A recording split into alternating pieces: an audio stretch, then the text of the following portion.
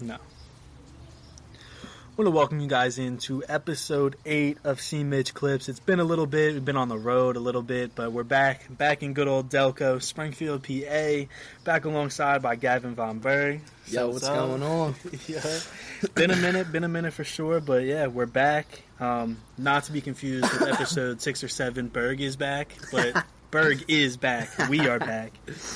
Today, before we kind of close out all the content surrounding the NBA season, I want to, hit on the unfortunate finals that we got given. One of the worst finals in a little bit, just all around, boring. Kyrie didn't show up. It was just kind of predictable ass finals, if we're being real.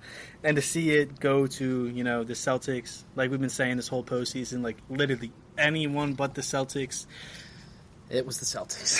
It was inevitable. It was inevitable. Jason Tatum had to go and be corny in the locker room and try to say all these different things after they won. But I mean, props to y'all. How many Finals MVPs does he got? That's because Jaylen Brown better. Brown better. But yeah, I don't really want to spend too much time on that. Just want to kind of acknowledge it. I'm not even sure what the last predictions we had were because it was before the finals. I think I had Mavs in 7. I don't remember. But, yeah, boring finals. Hopefully we get a better one next year on what was a really good NBA season up until then, I feel like. Dude, I don't know. Like, the playoffs were good, but, like, my personal opinion, and I don't know if it's just from a fan standpoint, but I think the Sixers-Knicks was the best series we had. Just so much rivalry. I mean, the Celtics blew everybody out. They lost 3 games the whole postseason. What are the Mavericks series with the... the Mavericks series... They went 6 with the Clippers... I guess, the West was better than the East for sure. I mean, that's more star power. Yeah, for sure. I mean, Luka, get that man some help. I don't know. They need a wing. I mean, they've got Luka, Kyrie, and Derek Lively. Is good. Was Kyrie, did he play in the finals? Oh, yeah. I think he was meditating or something. Yeah, something. He was too worried about, I don't even know what he was worried about, the flat earth or something. That was horrible to watch. Kyrie on such a great run, has the opportunity, storybook ending. It's like, put them away. You're right there. The lights came on, and he was like, deuces, I'm out. I'm like... In Boston, too, and he couldn't just give it to him, you know what I mean? Like, he couldn't stick it to him. Anything. Anything. He was pretty much locked up every game except for, 4? Yeah, game 4, and they were down 3-0. Yeah, they don't... Drew Holiday, one of the most slept-on players in the league, for sure. I hope people start to realize how good he's got to be a Hall of Famer. I've been seeing that on Instagram. I think he's a Hall of Famer. A lot of people talk about that. I mean, he's just flat out a winner. He just wins. He goes places and wins. He's the perfect example of a glue guy. Like, that's just what he does. He sits there, he makes the plays that nobody else really wants to make on defense. Even back with the Bucks, he had... I'm trying to think of exactly what it was. I'm pretty sure it was a steal off Booker in the closing, like, either seconds or minutes, and then that led into a transition Giannis dunk, and then that was that. Like, that was their finals. Drew Holiday, it's just gritty. These small plays like that, for sure. It's awesome. They add up, and, I mean, every team needs someone like that. Shout out Drew Holiday, man. He's like the one Celtic I can rock tolerate. with. I can rock with Drew Holiday. I don't mind Derek White. Yeah, I like Derek White, he had a tough coming up, like, what did he go, D3 or D2? Like, his first 3 years of college? Something like that. Transferred to Colorado. I gotta respect a guy like that. I saw he said in a press conference after the finals, he was like, someone asked him, like, what his first NBA check was on. He was like, I had to pay back my student loans. I mean, I've been there. Like, we're going to be there. We're going to be there. But, yeah, no, screw Jason Tatum. I hate him. He's so corny. Such a loser. That was a hard watch at the end, Oh, my God. Trying to beat everyone but him, You see the video? bro. He was like the YouTube. Yeah, he's like, he watched all the YouTube videos on what to do after he wins the finals. Like, we did it. Like, Kevin Garnett. I'm like, are you serious, dude? Like, come get your own thing, man. Yeah, get bro, your own do something. thing. Kiss Deuce or something. maybe not that. But, yeah, we're going to kind of put a wrap up there in the NBA season. Like I was saying, it was a great one. One of the most competitive seasons in the recent memory, really. Yeah, it felt like it was kind of open all year, and then the Celtics, steamroll their way through the playoffs. Just add a little more pain to Sixers fans. Typical Celtics. It's okay. Just horrible. We're used to it by now. Horrible watch. But now, I mean, it's a quick turnaround in the NBA. The draft is, I believe, next Wednesday, so not even a week. Just about a week after the finals ends. Like, it's a real quick turnaround. Brad Stevens was talking about going to his draft prospect meetings literally at the press conference after the finals. So we're gonna hop into their shoes in a way, and we're gonna do our own little mock draft here. We're gonna go through the first 10 picks, and really then just hit on the Sixers pick. This is a draft where anyone can kind of really go anywhere. There's no Wemby type prospect. There's no pure number one. No, at all. There's a bunch of good prospects. There's no elite like Wemby, and there's no great. I don't know how else to put it. There's just no. No guarantee, 1, 2, 3. You knew Wemby was going 1. It was just a given. And then you knew Wemby was going 1, and then it was going to be Brandon Miller and Scoot, and either at 2 or 3. Fashion. Those were the big one 3. Is, so up in the it's air. It could, especially once you get past the top 5. I've seen a consistent top 5 guys, but when you get to 6th or 15, bro, and I've seen Zach Edey go in the lottery, and I've seen Zach Edey go in the second round. I don't know. Same thing with Bronny, honestly. Same thing with Bronny. Don't get me started on that. But, yeah, it feels some contending team that's sitting, right outside the lottery, just with, the way that the draft is going to end up falling with all these... everyone's going to have these players valued differently, so there's going to be a lottery... or not a non-lottery team. You're going to have to plug needs. It's going to come down to needs. I'm saying a playoff team or a team that was on the verge this year is going to end up getting a good quality role player along with their starting 5. So it's going to be interesting to see who that team is, just because I feel someone's going to slide. There's no set order where anyone's going to go, so you can't predict and move around. There's going to be a stud drafted late that shouldn't have been drafted late that everybody's going to look back on and how did you take so-and-so over him? How did Tyrese you take Maxey. Exactly. Even Halliburton fell to 12 or something like that. I mean, it's a draft like that. That simply is. I hope there's some studs that come out. A lot of international players too, which I think also kind of creates that gap. Just because certain teams are all over the international prospects, and then other teams I don't really want to mess with that. They're just a big. I don't want to say if, because obviously now look at some of the best players in the NBA. They're all international. Giannis, Luka, Jokic, arguably the top 3 players in the league. Yeah. So, Shea is even. Shea, he's Canadian. Yeah. Just a lot of good non-American players now, and that's only going to continue as basketball keeps getting bigger. So I say we just hop straight into these mock drafts with the first overall pick. Surprisingly, the Atlanta Hawks won the lottery. Arguably the most mid team ever. Gets up to the 1 seed, or the 1 spot. I'm sorry, and it's kind of wide open. This is, like you were just saying, this is not the year that you really want the first overall pick, and even I don't know your value of trading it down, because if you're not set in stone on who you're going to get with the number 1, why should a team trade up for their guy if he might not even go number 1 anyway? Exactly. Which is, I can't argue with that. It's a good point.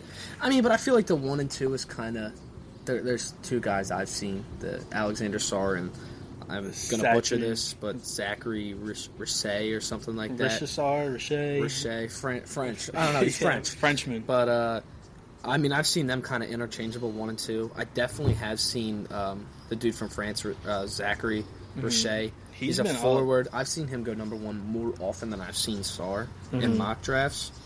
But I unfortunately I can't speak too much on them. I've seen Alex Sarr's. He's a 7-foot forward center and he moves like crazy. He's only 19, and Richey's more of a forward. He's 6'8". So, I'd say they go 1 and 2. Which Sarr goes 1 or 2, I don't know, but I know it's kind of those 2 guys in the running for sure. Yeah, I agree with that. Also weirdly enough, I've seen Donovan Clingan going up really high, which is Reed Shepard's been up. Reed Shepard's definitely been up there. Donovan Clingan is literally just I don't want to say poor man's Walker Kessler, but. Because he's good, don't get me wrong. He just won back-to-back national championships. Last year he was the anchor. But I just don't think he's as good as Walker Kessler is. He's literally the same exact player. But I don't think he's as good. But hey, you never know. He doesn't have too high of a ceiling. The floor's there. Yeah, you get what you get. Even if he just goes in there and plays good defense. But that's not a number 1 overall pick. Not in my opinion. That's probably not even a top 3 overall pick, but... Really, anyone been going anywhere. I'm gonna kick off this mock draft. I'll go first, and then you go, and we'll alternate back and forth between the top 10. So we'll go 5 and 5. Starting it off, number 1, I have the Hawks picking Alex Sarr from the Perth Wildcats in Australia. I mean, he's just, to me, like you said, it was either him or Richardson, and I think Sarr is more of the... He's like a modern NBA build. He's like Chet out there. Like, tall, lanky, can run the floor. You don't really want... Or not really want... You don't really expect too much from him on the offensive end of the floor. Only averaged, I think he averaged like 9 point something points per game. I got his last thing. season. It's 9, 4, and 2 blocks. 2 blocks a game is impressive no matter what level he's a big shot blocker, you're playing it looks like. Defender and a shot blocker, kind of. Chet. Chet. I think Chet's kind of a perfect comparison for him, and more so for the fit of the Atlanta Hawks. Yeah. They've had a horrible defense pretty much since they drafted Trae Young. That's not all his fault, but that's been the story. That's what's happened. And I think Sarr would be a great fit in there at your 4. Even you play him the 5, you get rid of Clint Capella. But I think alongside Jalen Johnson, you could run a pretty big lineup. We'll see what happens with Trae and DeJounte. Yeah. But with their current roster, if they pick Sarr, you'd have, Trae, DeJounte Murray. I'd say maybe throw Jalen Johnson at the 3. A little bit, he's a 3-4, so you can get him playing big. Then you got Sarr at the 4 and Capella at the 5. That's a big team lineup, and they should be pretty well defensively. I mean, Capella's a pretty good defender. Obviously, there are certain matchups that are going to kill him, but I think Sarr is the pick for the Hawks at 1. All right, so I guess like we were talking about, I mean, Wizards, I'll have them getting Zachary from France, 6'8", 6'8", real skinny, lanky as well. Mm-hmm. I mean, from what it looks like, he's just kind of a 3-and-D guy from the way I'm understanding it. I've seen comps to MPJ and Harrison Barnes who are like similar players, but they're also different at the same time. But he shoots 42% from 3. So, I mean, he averaged 11 and 4 boards, shot 48% from the field and 42% from 3. So, interior-wise, I don't know if you want to see 48-ish from the forward. I don't know. But 42 from 3 is impressive. And, I mean, modern NBA. That's what they want. You want shooting. You want spacing. You can also defend a little bit. From France, he's still young. And if the Wizards grab him, they're considering that a win, too, very based off the fact that he could go number 1 very easily. And, I think the Wizards are just kind of in, sit back and see mode. They win either way. Just a team that needs basketball players. Shit, they could probably draft me and plug me somewhere. I don't know. Yeah, they're brutal. They need anybody out there. Shit, so man, I can rock with that pick. At number 3 is the Houston Rockets, and here, seen a lot of Reed Shepherd, Stephon Cassell, like I said, Donovan Clingan, even Rob Dillingham up here could be a little bit, but I'm gonna go with. Could you see Clingan going there with Sengun? I don't see Sengun and Jabari. Yeah, I don't see. See, that's the only pick. I know you're talking about going high, but I don't see Houston taking Clingan. I don't think but so. Hey, either. That's your call, man. I'm gonna have them go with Matas Buzelis, 6'9" forward from the G League Ignite, and he's a big forward. He would just kind of slide in on the Rockets. At this point, they've invested in almost all of their positions as the birds fly right across from us. Like you said, Sengun has been great. You're not going to cut off his minutes. Jabari Smith, not so great, was better. He's been getting better each year. He was a number 3 overall pick. You don't want to get rid of him. That 3 spot is kind of open outside of Cam Whitmore, who had a good year. Yeah, solid year. But Jalen Green's really coming into his Jalen Green started snapping last year at your shooting guard. Fred VanVleet is not a bad one for the team. So, you think he'd come off the bench then, right? I think he could start at the 3, though. You think? Yeah, he could start Whatever, there. Whitmore? Yeah, it depends. I guess you just bring in competition for that spot anyway. You're not wrong. Because, maybe Whitmore off the bench would be just a better fit. Get him to run the offense in the second unit. But the other, really, if they're not going to go with Buzelis or even maybe Ron Holland or Dalton Connect, I just can't really see them going with one of the top guards, or Reed Shepherd or Cassell, because they don't need a guard. Nah. Unless you're going to try and replace Fred, but you're paying him so much money for the next 2 years, you might as well. I feel like you ride out with him for sure. And he had a good year last year. Buzelis, 6'8", I don't mind that pick at all. I think it's Buzelis going number 3. So I guess that leaves me to pick 4, San Antonio. I love a Reed Shepherd pick here. I'll take him. I'll be one to take him. If you watch any college basketball, He was electric. I felt like every time I turned on the game, he hit a 3-pointer. He actually didn't miss. And you have your franchise player. You have Wemby already. Give him a guard that can run a pick and roll. Mm-hmm. That can also be a dead-eye shooter, space the floor, give Wemby space when he needs it, shoot. Now, defensively, he's not the greatest. But you get beat, you have a premier shot blocker in the paint in Wemby. I mean, like, that's why I think it's a very good pick. His teammate Rob Dillingham, definitely, I think it's a reach drafting Rob Dillingham anywhere in the top 7, honestly, which I haven't seen a lot, and I think Reed Shepherd's just a better all-around player. Maybe not as good a scorer, but I think he'll run an offense better with being the second guy, with Wemby being that number 1, being able to space. Defense is but, he's got Wemby to, guard the paint, basically. He's locked down. Yeah, no, I like that pick. You get a guard that can, come in and just handle the ball, which is something that I don't want to say the Spurs didn't have. Oh, but Jeremy Sochan at point when guard? you're running Jeremy Sochan at point guard, that's just not his responsibility. Like, sorry, you just got to do a little bit better than that. And I like Reed Shepherd there. Really, just someone to run the pick and roll with Wemby. Yeah, anybody to handle, like, just set up. He wanted to be that second. He was, coming into Kentucky, he was barely a starter. He was the 5th option on the floor.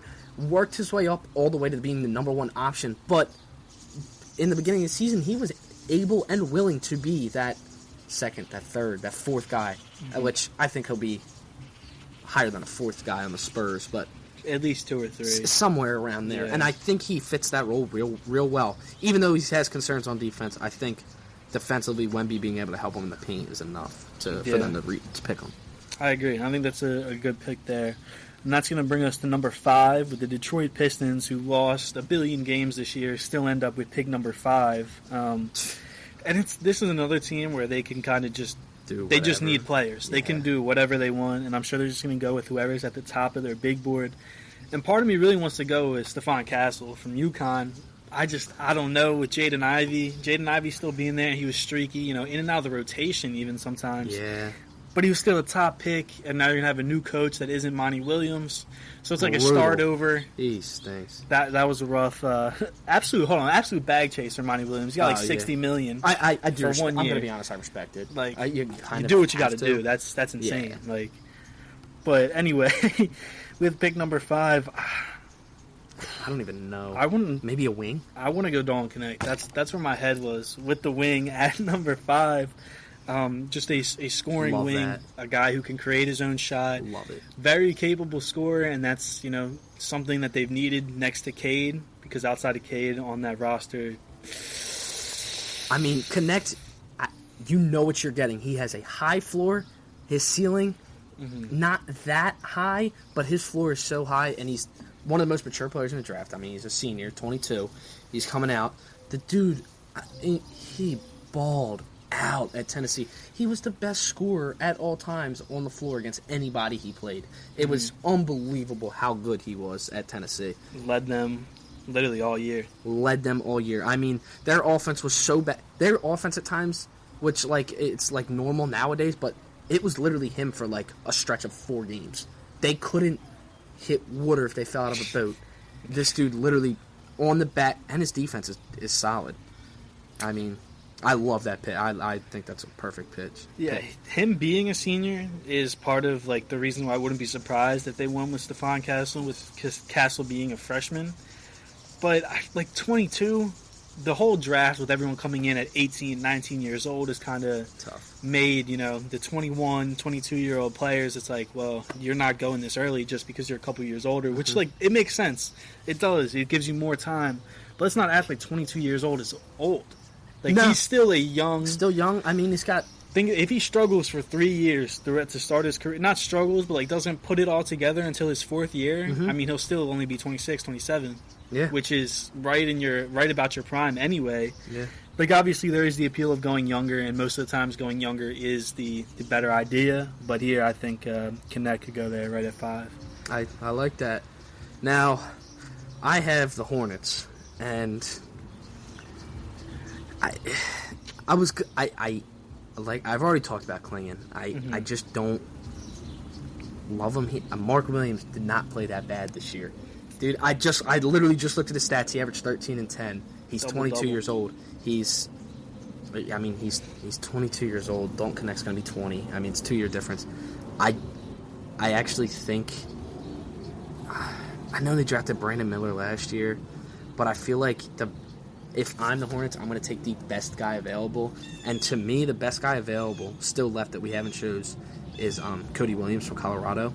Okay. Cody Williams. And, related to Jalen Williams, I mean, we saw how much he's improved as a player. And I'm not saying they're the same player, but, Colorado, he averaged 12, 3, and 2, on 42% shooting from 3.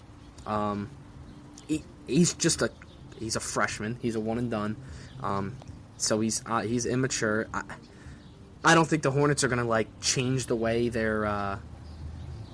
change their whole dynamic drafting him. Mm-hmm. I just think you just get the best player available and hope he develops into something special. At Colorado, I'm gonna be honest. When I was watching, he was actually somewhat less than impressive, but it seemed like he was just kind of sitting on the bench and just waiting to get out of college to go pro. And I think he's best player on the board. I think Charlotte just go ahead and take him. Why not? I mean, it's worth a shot. You guys are brutal. So. Yeah, you need a connector too. Mm-hmm. I don't hate that at all. He's kind of very hot, very cold. That's what you expect with a one and done player. I mean, yeah, he's a big dude, solid guard. I think it's worth a shot to. He's 6'7". He's a 6'7" shooting guard, so it's kind of the build nowadays. The bigger guards, always. Yeah, he's perfect two-way, as they said. Mm-hmm. That's going to bring us to number 7 with the Portland Trail Blazers. Now, there's still a lot of good guards on the board with Cassell, Dillingham. That's who this mock has him on. I did not take Cassell. I thought you took him for... I was going to take him, but that's right. With Detroit, but did not. Here at 7, though, I know they have DeAndre Ayton making a bunch of money for the next 2 years, but the Blazers really do not need another guard at all. Whether it's Anthony, Scoot, Shaedon Sharp, they have their fair share of developmental guards already. And because of that, I'm going to go Donovan Clingan at pick 7. I mean, we just saw him go back-to-back, look like the best player on a 2-time national championship team. The defense is there. The defense is there. If he can develop and, a little bit of a 3-ball, just get that a little bit better. And I'm not saying he's got to shoot 40%, but if you if you can have a respectable 3-point shot, shoot like 30 to 35, I think that's all they need. And the Blazers, it wouldn't make sense for them to pick a guy like Rob Dillingham, in my opinion, to just continue to stack their room of guards, unless you plan on moving one, which I guess is a possibility, but I feel like it's just too early into all their careers to kind of move them. So at 7, too, you're not too high up in the lottery. You're not necessarily drafting for, the absolute best player, and this is more fit-based, and I like him at 7. So I'm going to 8 with the Spurs. Now, I can't believe Castle has fallen this far, but I'm not going to take him. Because you took Reed Shepherd earlier. Yeah, I'm not gonna take Castle. I've seen Rob Dillingham going here too. I also don't love that. I'm not gonna draft teammates. I'm actually gonna go with Devin Carter. Okay. It's a reach. I think it's probably a reach. Yeah, from Providence. Dude averaged 29 and 4 in college. Now he's a junior, so he's going to be, 21? 6'3". He's probably the best perimeter defender in the draft. I mean, on Providence, he, actually just, he will lock you down. I mean, and he just flat out made plays on defense. But, if you heard me just say, he averaged 20. So, being that good of a perimeter defender, averaging 20 points, shooting 38% for 3, not great. Hopefully can improve. But, dude, that's I don't want to say elite 3-and-D, but if he somehow can shoot 42% and play perimeter defense like he does, that's can't-miss prospect, especially that late. With Reed Shepherd, so now, hypothetically, if you could have 2 guard and you were able to start Shepherd and Carter could take some of the pressure off of Reed Shepherd. And then you could honestly run. You keep Vassell at your 3, or so Yeah, I mean, Sohan can play any spot. You can put him at the 4, Wemby at the 5, and then that's not a bad starting 5. I'm low-key. I mean, you kind of gave... The way we did this, I got the Spurs picks, and I'm happy with Devin Carter. I don't think we're right. I don't see Castle falling this far, and I know Nikola Topic, yeah. He was up there board for like a top 3 pick, but I'm pretty sure he's hurt right now. Kind of whatever way you want to go with this next pick. I personally I just like Devin Carter. I loved him I enjoyed watching him, so I'm just going to give him a little love there, taking him with San Antonio. I can respect that. That's going to bring us to my last pick in this draft, pick number 9 with the Grizzlies. Grizzlies had such a down year. I mean, it felt like literally everybody on their team was injured. I'm pretty sure they had like a record amount of players play on their team through a season because of injury. It's unbelievable. So another team that could kind of go anywhere. But then again, like, I want to take Castle. I really like Stephon Castle. I think I mean, you got Desmond Bane and John Morant sitting there on 2 fat contracts, being young. Do you need a guard? Because you're never going to be able to play all 3 of them at the same time. Never. That's just the reality of it. Well, I mean, Castle's big enough, no? I mean, I feel like he's 6'5". He might be able to run the 3 if you need it.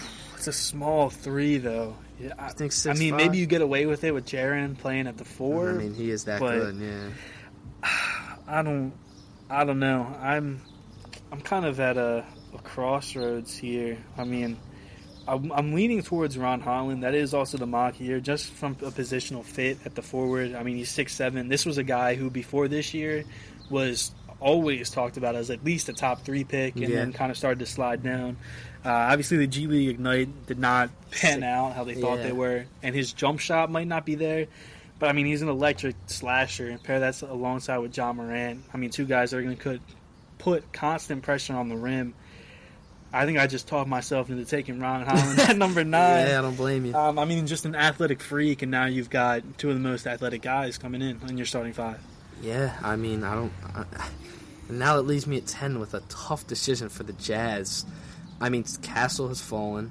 Mm-hmm. We've had Castle fall. Rob Dillingham's still there. Topic is still there. Isaiah Collier even still. Nah, I'm not. Nope. There's a reason I haven't taken Isaiah Collier. He was hyped up to be top 5, or not top 5. He was gross. Top, he was good, but he broke his hand. He was out for a little bit. I feel like I don't know. I feel like I just have to take Castle here. He's a point guard. He's a 6'6" point guard. They have Keontae George right now. Who's one Sexton. And Sexton. Sexton he's could better be off gone. the bench, and he could be gone. Sexton's good. Michael Jordan Clarkson. Jordan Clarkson's probably gone. Actually, I'm going to take Castle. Actually, now I kind of just talked myself into taking Castle. A 6'6" point guard's kind of unbelievable. I just looked up a 6'6" point guard. That's with Keontae George. I mean, he's more of a 2. I feel. Yeah. But 6'6" freshman. He's a one and done. He's great. I mean, just averaged 26.7% from 3. See, that's always the thing. The 3-point shot can come, you know. On a team 11, like the Jazz, 5, and 3 is good as a freshman. I mean, very good as a freshman. He's the number 1 ranked point guard over Shepherd, actually. But well, at least in this mock. Oh, they have Shepherd as a shooting guard. Whoops. But he could get that 3-point up a little bit. Mm-hmm. I personally take Castle here as the Jazz. Kind of just another best available thing, like I did with the other dude. Yeah, I mean that's just kind of how it is. I feel like at this point, once you get into really like the meat of this draft. But so yeah, that's gonna wrap up our top 10, and we'll see what happens in about a week or so. Not even a week at the time. We'll see how wrong we are, you know. We'll sit back, take a nice laugh, because I'm telling you, even if you spent, 40 hours a week researching this draft class, you're not putting together a 100% accurate mock draft, especially this year. But yeah, I want to thank you for coming on, Gavin. 1 second. The Sixers. Oh, you're right. One last thing. We're also going to discuss what the Sixers could do with pick 17 here. What do you 16. want? Oh, it 16? Looks like it's 16. I made a mistake. I thought it was 17 too. It's 16. Mm-hmm. Yeah, it's 16. We talked about it before. I have 3 guys I'll name. My number 1 guy is Tristan da Silva, though. Mm-hmm. I love Tristan da Silva. 16, 5, and 2, 40% from 3, 6'8". I mean, he's more of a 3. Yeah, 3 or 4. I mean, that. I also love. I've seen him fall, but I've also seen him go high. Jacoby Walter. Yeah, he's a shooting from guard. Baylor. I don't know how great I don't know how great that fit would be. And I actually lied. I have two more. It's Jerry McCain and Isaiah Collier. Oh, you're on the Jared McCain train now? I don't like him. I actually don't want to pick him. My top two, personally, are Collier and Da Silva. You think Collier next to Maxey? Hell yeah. Yes. I don't know. Collier was projected like a top 3 pick, and he broke his hand. And it'd be crazy value. That's what I was talking about earlier when I'm talking about like someone's going to fall that a playoff team is going to get a good prospect. Exactly. I mean, he's 6'2". He's not huge. He might be a liability on the defensive end. He definitely could be. Mm-hmm. Some have him listed 6'2", some have 6'3". He can score. He just can flat out score. I don't know if we definitely need another scorer, which is why I said Da Silva's my number 1. I just feel like he's the perfect fit. I don't know. Him next to Maxey? That's a Silva? small back. Oh, sorry. I just switched. I was going to say, Da Silva, I just feel like is the perfect fit. That's why he's my number 1. I want him very badly. And I don't want Brandon Ingram. Don't draft. If we trade for him or get him, go Celtics. I don't even know what to say. Don't even start. Don't even start. Okay, I might jump ship.